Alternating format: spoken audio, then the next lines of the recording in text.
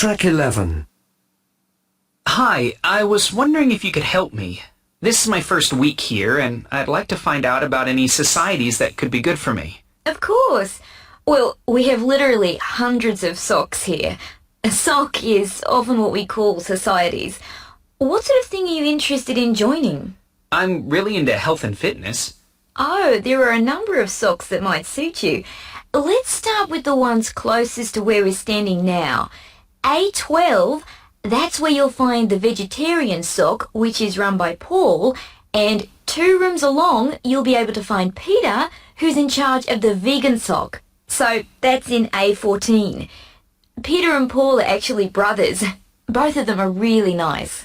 I don't think either of those SOCs are for me. I like meat too much, I'm afraid. Maybe the healthy eating SOC then?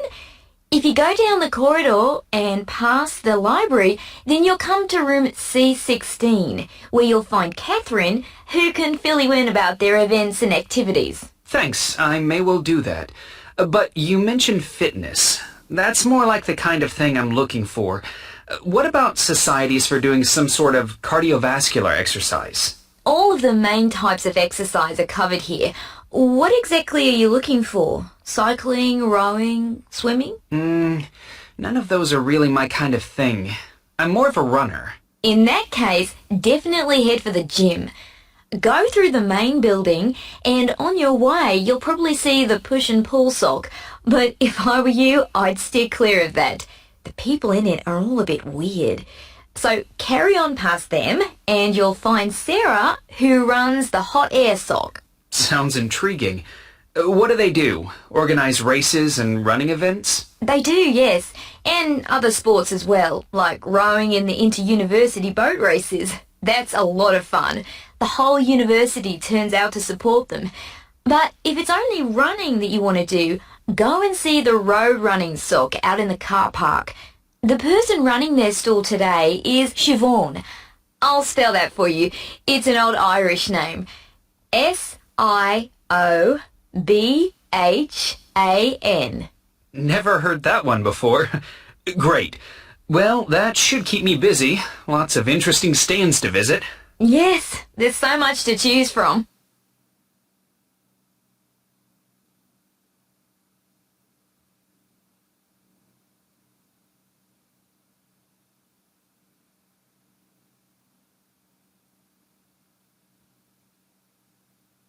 Track 13.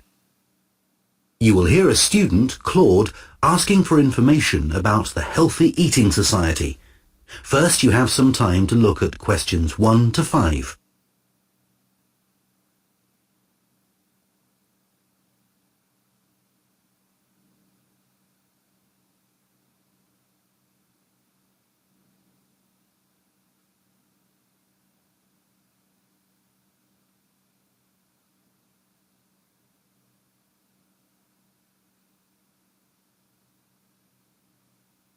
Now listen carefully and answer questions 1 to 5. Oh, hello. Is that the Healthy Eating SOC? Yes, it is. Catherine speaking. How can I help? I was given one of your leaflets and am interested in joining. I know you go out for dinner twice a week, but what else do you do?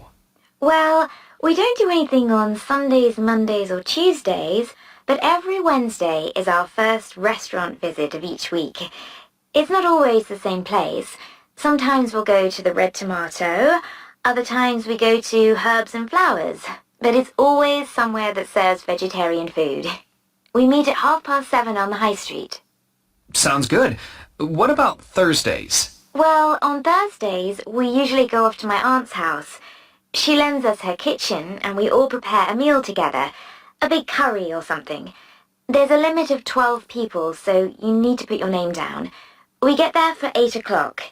She lives in Wensford, so you'll need money for the bus fare. Wensford? That's funny. It's like, when's the food? No, it's spelled Wednesford.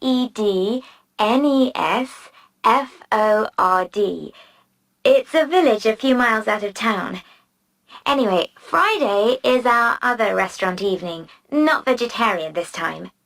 We usually meet around 6 o'clock in a juice bar, And once everyone has arrived, we'll head off to a fantastic restaurant in town that serves European food. We always sit down to eat at 7. And that's in town, is it? It's right in the centre. So you get the bus to Central Square, which is where the juice bar is. It's right next to the little theatre. The restaurant we go to is round the corner in the covered market. It's opposite the cinema. Okay, I think I've got that. And do you do anything over the weekend? Not a lot. It gets busy in town on a Saturday night, so the only thing we do is meet at midday for what we call coffee club, just in the canteen in the Students' Union. They do good pastries.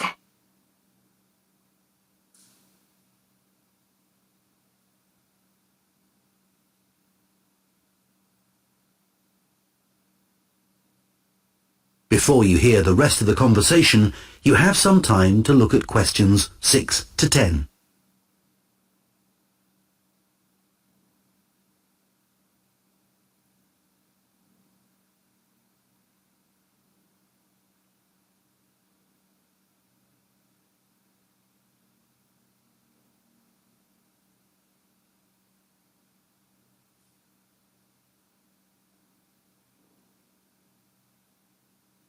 Now listen and answer questions 6 to 10.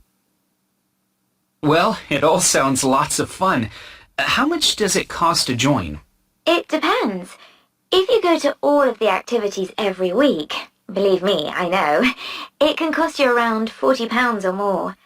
I originally thought about charging people something like £5 per week as a membership fee, but it takes so much time to collect that it's not worth it.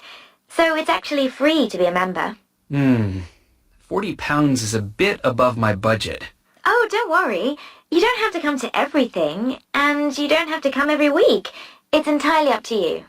How long do you usually take to have dinner?